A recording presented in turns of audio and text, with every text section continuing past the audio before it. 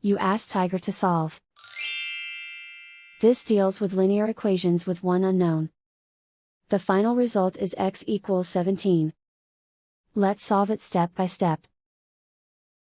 Simplify the expression. Expand the parentheses.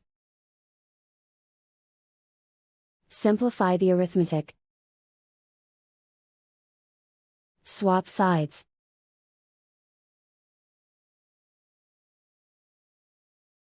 Group all constants on the right side of the equation. Add 3 to both sides. Simplify the arithmetic.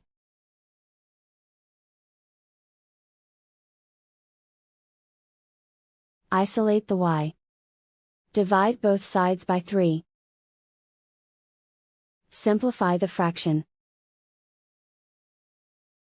Find the greatest common factor of the numerator and denominator.